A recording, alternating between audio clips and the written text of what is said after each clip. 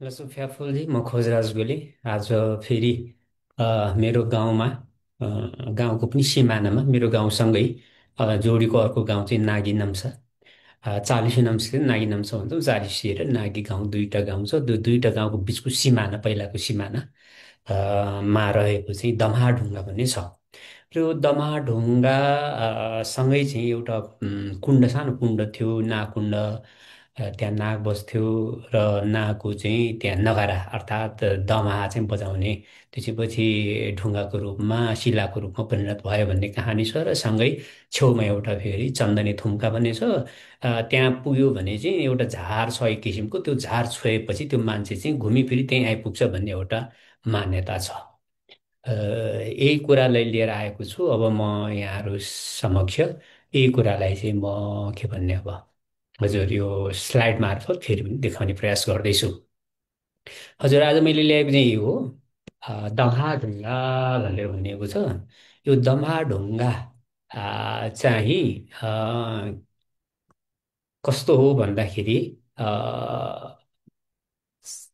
चालिसे र नागी गाउँका सिमानामा अवस्थित रहेको छ र सँगै नागकुण्ड र चन्दनेथुमका सहितको कुराहरू म आज गर्नेछु। अ, हजुर आज के भन्नु होला भने अ,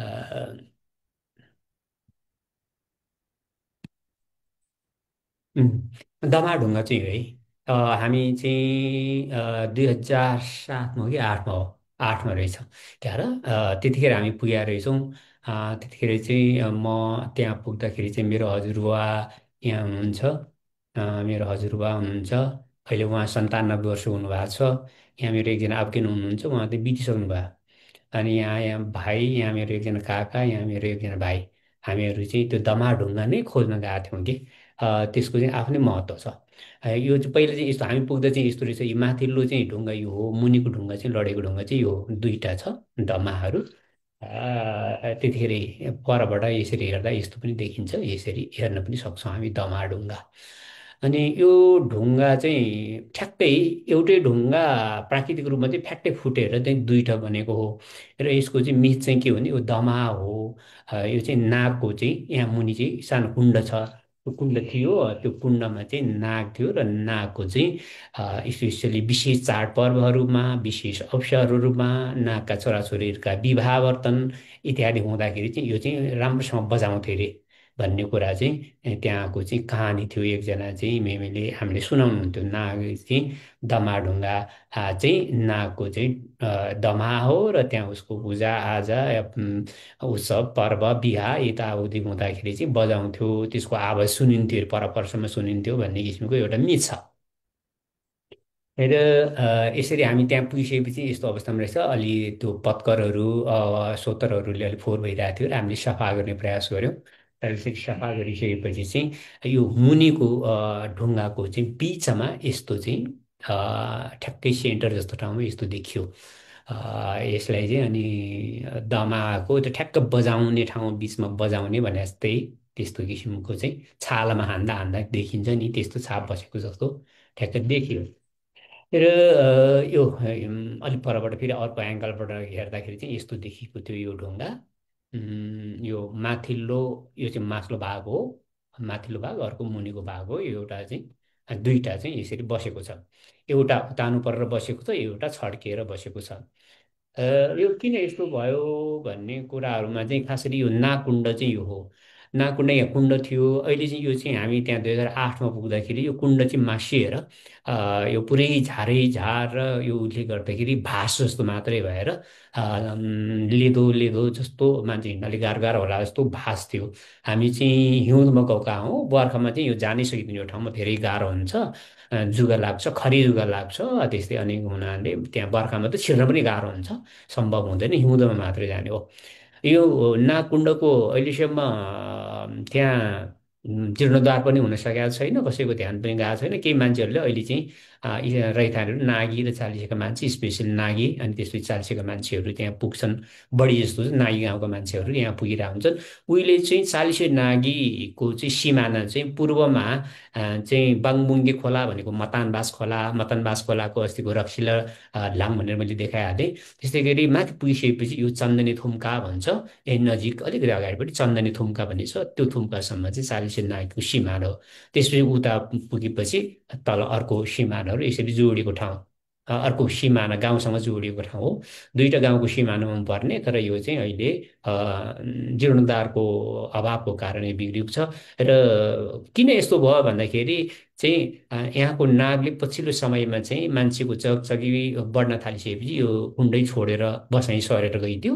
त्यसपछि चाहिँ नाग कुण्ड यस्तो अवस्थामा रह्यो भन्ने कुरा पनि एक किसिमको मत छ।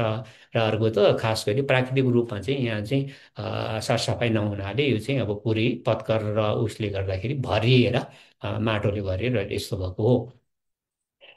अ, यो चन्दनी थुम्का चाहिँ परबाट देख्दा चाहिँ यस्तो देखिन्थ्यो, अब अलिकति कुहिरो लागेको रहेछ। अनि अझ नजिकबाट हेर्दा यहाँ देखिन्छ यो थुम्को हो, चन्दनी थुम्को। यो सानो छ त्यो चन्दनी थुम्को, चन्दनी थुम्की पनि भन्छन्। र यो थुम्की चाहिँ कस्तो भने त्यो अघिको झार देखिने ठाउँबाट के अरे झार भएको त्यो नागकुण्ड, अनि त्यही नागकुण्डको अलिकति छेउमै मुनि नागकुण्ड, अलिकति माथि चाहिँ भित्तोमा चाहिँ अब दमहा ढुङ्गा त्योभन्दा अलिकति पर चाहिँ यो चन्दनी थुम्का छ। यो थुम्की सानै थुम्की हो, तर यहाँ चाहिँ कस्तो भने उहिले चाहिँ प्रचलित मान्यता के भने एउटा किसिमको झार छ एक प्रजातिको, त्यो झार मान्छे कसै गरी त्यहाँ पुगेर छोयो भने चाहिँ त्यो मान्छे जति घुमेर गए पनि लास्टमा त्यहीँ आइपुग्छ, जति घुमे पनि त्यहीँ आइपुग्छ भन्छ। र चालिसे गाउँको माथि लेकको चाहिँ एकजना चाहिँ केटी मान्छे निकै अगाडि उहिले नै चाहिँ उहाँ चाहिँ यहाँ जङ्गलमा चाहिँ झुक्किएर पुग्नु भए चाहिँ वस्तु चढाउँदै त्यहाँ पुगिसकेपछि 4-5 दिनपछि मात्र अर्को सरस्वती गाउँ भन्ने, अर्कोपट्टि योभन्दै तल चाहिँ सरस्वती भन्ने नाम्सा गाउँ छ। त्यो गाउँको 4-5 दिनपछि त्यहाँ पुगेको रे भन्ने कुरा पनि सुनेको थियो। यहाँ पुगेपछि मान्छे हराउँछ भन्ने थियो र सुरु सुरुमा मान्छेहरू छिर्न सक्दैन थिए। अहिले चाहिँ त्यो स्थिति छैन। अब सबै अब जङ्गलहरू हिउँदोमा चाहिँ मान्छेहरू सबै पुग्छन्, वस्तुभाव पुग्छन्, घाँस दाउरा गर्नेहरू पुग्छन्। र अहिले चाहिँ निकै परिवर्तन भइसकेको, त्यस्तो छैन। यसरी रुखहरू काटिएको छ, त्यही चन्दनी थुम्कामा पुग्दाखेरि रुख काटेका छन्, घाँस दाउरा गर्ने मान्छेहरू पुगेका छन्। त्यसले गर्दा र त्यो प्रजातिको अब झार हुन्छ हुँदैन भन्ने पनि एउटा प्रश्न छ सबैतिर। चाहिँ त्यस्तो झार हुन्छ कि छोएपछि यसरी मान्छे हराउँछ अरे भन्ने चाहिँ छ, तर त्यहाँ हामीले त्यस्तो देख्न सकेनौँ। तर अहिले पनि जहाँसम्म लाग्छ, जो मान्छे अघि मैले भने सानो छँदाखेरि त्यहाँ वस्तु चढाउन जाँदा, सानो भन्नाले अब युवा अवस्थाको मान्छे केटी मान्छे त्यहाँ हराएपछि 4-5 दिनपछि मात्र भेट्यो, उसले कहीँ पनि देख्दै नदेख्ने, थाहै नपाउने, एक किसिमको अन्योलता भएको भन्ने जस्तो कुराहरू गरेको सुनेको हो। त्यो उहाँलाई चाहिँ अहिले चाह्यौँ भने हामीले भेट्न सक्छौँ भन्ने लाग्छ। हामी त्यसरी पुगेका थियौँ र पुग्ने क्रममा यसरी हामी हेर्दै थियौँ। र यहाँ चाहिँ एउटा चाहिँ ठुलो चाहिँ यो चाहिँ रुख रहेछ। यो रुख चाहिँ के को भन्दा गाई चिलाउने भन्छ। चिलाउने पनि दुई प्रकार हुन्छ हाम्रो लेकमा चाहिँ, एउटा चिलाउने एउटा गाई चिलाउने भन्छ। अनि यो गाई चिलाउने भन्छन्, यो चाहिँ ठुलो रहेछ। यो ठुलो यसरी एकजना मान्छेले गर्दाखेरि अब यति मात्रै भेट्टा छ भने यो ठुलो छ। 4-5 जना जति मान्छे भयो भने चाहिँ वरिपरि पुग्ने किसिमको त्यस्तो ठुलो थियो, र अग्लो पनि थियो यो रुख। क्यामेराले भ्याउनै सकेन, मेरो सानो क्यामेरा थियो त्यतिखेर, 4 मेगापिक्सलको क्यामेरा। अनि त्यसले गर्दा मैले सबै गर्न सकिनँ। र यसरी हामी हेर्न गएका थियौँ यसरी, अनि सामान्य हेरेर अनि त्यसपछि चाहिँ हामी फर्केर आउने प्रयास गरौँ। चन्दनी थुम्काकै यो दृश्य हो। यो थुम्कीमा सानो थुम्की छ, तर यहाँ चाहिँ खास गरी अब रक्सी याल्मोहरूको कुरा आउँछ, पनाझाँक्रे कुरा, यिनीहरूले चाहिँ यहाँ खेल्ने ठाउँ हो। र यो ठाउँमा चाहिँ मान्छेहरूले चाहिँ सिकार खेल्न जाँदा विशेष गरी राति चाहिँ कालिजको सिकार गर्दा कालिजलाई गोली हान्यो, मार्यो, मारिसकेपछि कालिज टिपेर ल्यायो, बोकेर हिँड्दाखेरि चाहिँ कालिज टिपेको मान्छेले पछाडिबाट चाहिँ सिर्कानाले हान्यो भन्छ क्या। अनि त्यसपछि पछि त त्यो अगुल्टो बोकेर हिँड्नु, उहिले त पुरै ज्वाला त्यो के अरे दियालो बालेर हिँड्नुपर्ने, टर्च लाइट नभएको। अनि त्यो अगुल्टो पुरै के अरे दियालो बोकेर हिँड्ने मान्छेले पनि पिट्न थाले, पछि त्यो बन्दुक बोकेको मान्छेले पनि पिट्न थाले। र लास्टमा त जो मान्छेले त्यो मारिएको त्यो भाले के अरे कालिज थियो, त्यो कालिज तान्यो अरे उताबाट। उताबाट एन्टी अपोजिटतिरबाट तानेको मान्छे केही पनि देखिँदैन, तर त्यो काली समातेको मान्छेले चाहिँ मान्छेले तान्यो तान्यो भने चाहिँ साँच्चै यसरी तानेको ताने चाहिँ उसले यता तानेको छ अरे उता तानेको देखिया छैन, तानेको ताने गर्दा गर्दै फुत्ते खोसियो, उसको हातबाट छुट्ने बित्तिकै काली कुदेर भाग्यो भन्छ क्या। त्यस्तो कहानीहरू चाहिँ लाउँछन्। यो अलिक डरलाग्दो ठाउँ पनि भन्छ। यो चन्दनी गुम्बाको कुरा हो। यही चन्दन गुम्बाकै यी कुरा दृश्यहरू यहाँ देखाएँ।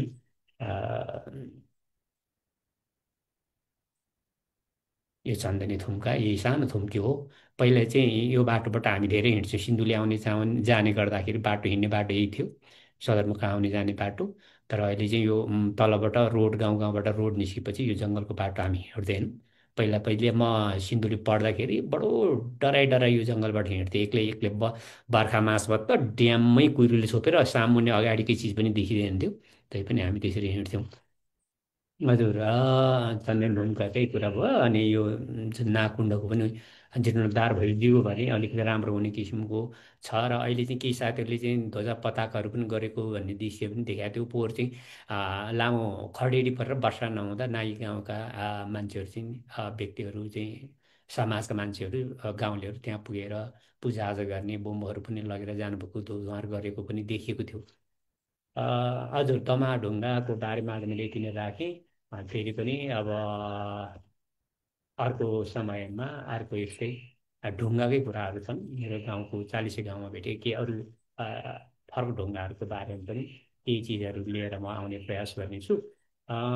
जस्तो तिनै थियो फ्याफुलजी, धन्यवाद।